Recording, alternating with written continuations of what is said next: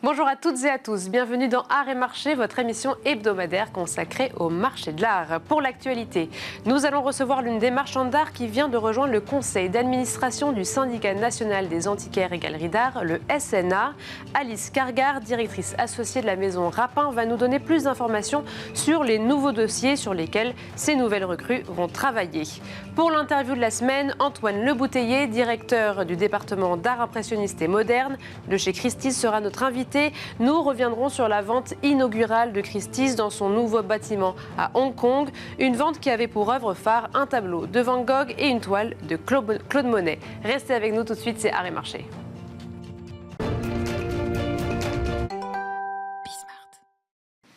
Alice Cargard est directrice associée de la maison Rapin. Elle est notre invitée. Elle vient de rejoindre le conseil d'administration du syndicat national des antiquaires et galeries d'art, le SNA. Merci beaucoup d'être avec nous en visio. Est-ce que tout d'abord, vous pouvez nous expliquer quel est le rôle du SNA ? Bonjour, merci à vous de me recevoir. Le rôle du SNA, c'est vraiment de pouvoir regrouper les professionnels de notre milieu et de pouvoir offrir une instance qui va pouvoir les représenter et défendre leurs intérêts et aussi être à l'écoute des difficultés qu'ils peuvent rencontrer pour pouvoir ensuite justement les représenter et les accompagner dans leur travail au quotidien et dans l'évolution de ce métier qui change beaucoup. Est-ce que vous pouvez nous dire pourquoi est-ce qu'il a été jugé nécessaire d'augmenter le nombre de personnes présentes au sein du conseil d'administration ?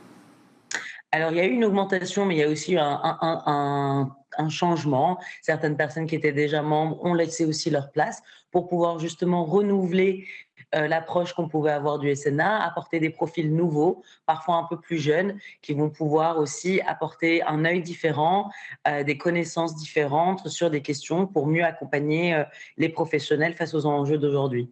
Oui, justement, vous parlez d'un nouveau regard. Donc vous, en tant que galeriste peut-être plus jeune au sein de ce conseil, quelles seront vos fonctions ? Est-ce qu'il y a un sujet sur lequel vous allez travailler particulièrement ? Alors moi, j'ai la chance de faire partie de plusieurs commissions. Donc le syndicat se compose de différentes commissions qui vont chacun travailler sur un panel de sujets. Donc j'ai intégré la commission juridique et fiscale parce que j'ai certaines compétences en fiscalité du marché de l'art qui permettent aussi donc de participer à la réflexion sur les sujets, notamment des normes nouvelles qui sont imposées aux professionnels de notre milieu, et également la commission communication. Et là, je pense aussi que forcément, les jeunes générations ont une autre vision des outils de communication qui se digitalisent de plus en plus, et j'espère pouvoir apporter un regard un peu neuf sur ce point de vue.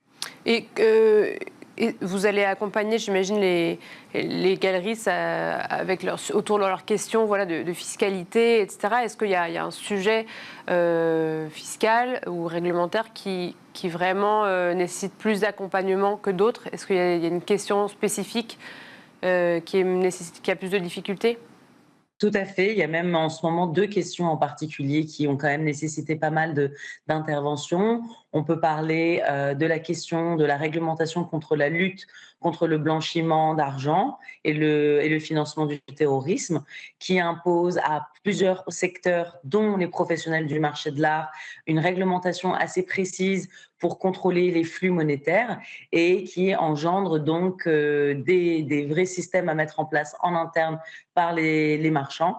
Et le SNA a vraiment proposé à la fois des explications, mais aussi des formations pour accompagner les marchands dans la compréhension des nouveaux systèmes et éviter qu'ils puissent commettre ensuite des écueils dans l'application de cette réglementation, permettre qu'ils aient vraiment tous les outils en main pour pouvoir comprendre et appréhender au mieux ces nouvelles réglementations.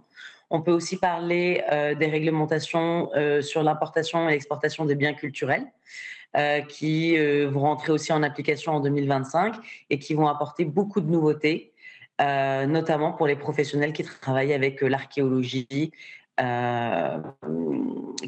qui va comporter donc des nouvelles réglementations et qui va rajouter des challenges aux professionnels de ce milieu. Eh bien, merci beaucoup pour vos réponses, Alice Cargard. Je rappelle que vous êtes directrice associée de la maison Rapin. Et tout de suite, on passe à l'interview de la semaine.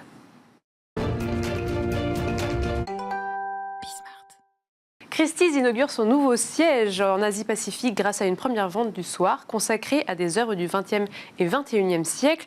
Les premières ventes ont eu lieu dans le bâtiment The Anderson conçu par Zaha Hadid Architects. Antoine Le Bouteiller, directeur du département d'art impressionniste et moderne chez Christie's, est avec nous pour nous donner un peu plus d'analyse sur cette première vente. Merci beaucoup d'être avec nous. Alors, comme œuvre phare, dans cette vente, on trouvait notamment une œuvre de Van Gogh, une œuvre de Monet. Est-ce que vous pouvez nous dire pourquoi est-ce que c'était les œuvres les œuvres phares de cette vente pour l'Asie-Pacifique? Est-ce que vraiment est-ce qu'il y a un attrait particulier pour ces œuvres impressionnistes? Alors, déjà, ça a été une petite vente. Il y avait 43 lots. Sur ces 43 œuvres, 40 se sont vendus. C'est vrai que c'était une vente qui a mélangé des œuvres impressionnistes, des œuvres modernes et des œuvres d'artistes plutôt asiatiques. On trouvait des œuvres de Zhao Wuqi qui a vraiment un marché mondial, mais autant des œuvres de Soulage et, comme vous l'avez dit, un affaire de Monet, un affaire de Van Gogh. C'est vrai que ces artistes, Van Gogh, Monet, les impressionnistes en général, ont toujours eu un aura international, se trouvant dans les plus grandes institutions muséales du monde. Dans les années 80, le Japon était déjà très friand des artistes comme Monet et Van Gogh, et par l'image et l'imagerie que diffusent ces tableaux, il y a une vraie passerelle entre l'Occident et l'Orient. C'est pour ça qu'on a pour habitude de présenter des œuvres de Monet et plus généralement impressionnistes sur le marché asiatique. Et comment, en termes de bilan de la vente, comment est-ce qu'elle s'est passée? Écoutez, on est très satisfaits. Comme je vous dis, c'était une petite vente de 43 œuvres. 40 se sont vendues. Les plus grosses valeurs se sont concentrées donc sur le Van Gogh, qui a fait l'équivalent de 32 millions de dollars, et le Naféa de Monet, qui a fait 30 millions de dollars. Vendus, donc de mémoire, à un client asiatique et un autre à un client international. D'accord. Oui, parce que donc j'ai lu que 100% des œuvres impressionnistes ont été vendues. Est-ce que et également que ça a fait les plus de records? Oui, c'est dans la zone Asie. Voilà, c'est le Monet, le tableau le plus cher de Monet vendu aux enchères en Asie, ainsi que le Van Gogh. C'est pas la première fois qu'on propose des œuvres de ces artistes sur le marché asiatique. C'est la première fois qu'ils atteignent ces sommets. Cela s'explique aussi par la qualité des œuvres. Le Naféa était une œuvre. Oui, parce que c'est vrai qu'il y avait une belle histoire derrière le Monet. Exactement. Le Naféa, donc. Monet a peint à peu près 250 Naféas sur une trentaine d'années. Il a commencé sa série dans les années 1897 jusqu'à sa mort en 1926. Celle-ci faisait partie de la première série peinte entre 97 et 99. Et sur ces 8 peintes, 4 sont seulement en main privée. Les autres étant conservés dans les musées de mémoire à Marmottan, à Los Angeles, au Japon et à Rome. Et ce qui a fait aussi un attrait majeur pour cette œuvre, c'était une œuvre qui a très peu changé de main. Elle est restée dans l'atelier de l'artiste, puis à Michel Monet, son descendant. Et la famille Monet l'a revendu à un collectionneur il y a quelques années qui le mettait en vente chez nous. Donc c'est aussi une œuvre qui était inédite sur le marché.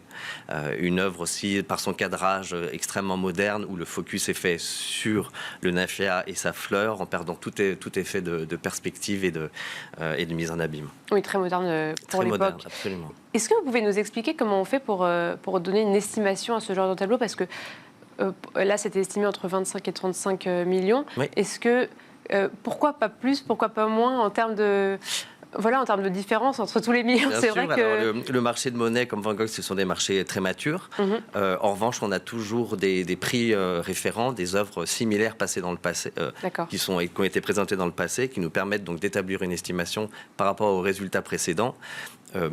Sur le marché de Monet, les tableaux qui atteignent 80 millions, voire 100 millions, ce sont les meules de foie. Puis après viennent les Naféas. Les Naféas qui ont des proportions beaucoup plus grandes ont atteint, de mémoire, la collection Rockefeller en 2018 à New York, un grand Naféa d'1,50 m sur 2 mètres a fait plus de 80 millions de dollars. Ici, on était sur un plus petit format, une autre esthétique, qui explique la différence de prix. Pour le Van Gogh, c'est pareil. On n'est pas dans sa période de Arles. Donc le marché fait la différence entre les périodes parisiennes, la période du Sud. Ici, on était sur un tableau peint à Asnières, une série de 3 tableaux qui représentent les quais de Seine à Asnières de 87. Donc celui-ci faisait partie d'un triptyque et les 2 autres de ce triptyque sont dans des musées à Zurich et Aux États-Unis, je crois, de mémoire. Donc c'était aussi le seul en main privée qui était dans la même collection depuis 1991. D'accord. En termes d'art occidental, c'est l'impressionnisme qui attire le plus les clients d'Asie Pacifique. Oui, c'est l'impressionnisme, encore une fois. Je parlais de cette passerelle artistique entre l'Orient et l'Occident. C'est ce qui explique vraiment la popularité de ces artistes. Aussi, ça s'explique par le fait que la clientèle chinoise qui a pu voyager dès le début des années 2000 ont commencé à voyager en Occident et ont découvert les Monet, les Van Gogh à Orsay, au Metropolitan Museum, au British Museum, ce qui leur a permis d'avoir une vision globale de l'histoire de l'art du XXe siècle, en tout cas de l'histoire de l'art occidental. Et là, c'est vrai que la vente, du coup, a été divisée en deux types d'artistes. Il y avait aussi beaucoup d'artistes chinois. C'est aussi, en fait, ça, c'est les deux grands axes, on va dire, de collection des grands collectionneurs. Absolument. Puis il y a un esthétique, parce qu'on avait aussi des œuvres de Pierre Soulages, où on avait aussi une œuvre de Shiraga, qui est un artiste japonais. Donc, par expérience et par les ventes passées, on a pu identifier les artistes qui fonctionnaient et qui étaient qui ouvraient l'appétit de notre clientèle chinoise. Et le fait que ce soit dans The Henderson, est-ce que ça a changé quelque chose? Il y avait beaucoup de personnes qui étaient peut-être attirées par le nouveau lieu. Oui, effectivement, je crois que c'était aussi un nouvel attrait. La nouveauté attire toujours. On avait un joli écrin pour présenter des tableaux majeurs. On a eu plus de 12 000 visiteurs la semaine préalablement à la vente. Plus de 5 millions de personnes qui ont suivi ces ventes sur Internet et sur le live stream, ce qui est assez incroyable d'avoir autant de visibilité. Et nous étions les seuls acteurs du marché de l'art international à présenter une vente de cette qualité fin septembre qui a fait plus de 130 millions de dollars. Donc c'était une grande vente du soir à ne pas manquer. Et vous savez, en termes de collectionneurs, si c'était très international ou on gardait quand même des collectionneurs de la zone? Les vendeurs étaient internationaux, des vendeurs beaucoup de tableaux qui venaient de France, des États-Unis et d'Asie, et des acheteurs qui étaient aussi internationaux et asiatiques. Absolument. Eh bien, merci beaucoup Antoine Le Bouteiller. Je rappelle que vous êtes directeur du département d'art impressionniste et moderne chez Christie's. Et merci à vous toutes et tous de nous avoir suivis dans Art et Marché. On vous retrouve la semaine prochaine. Merci.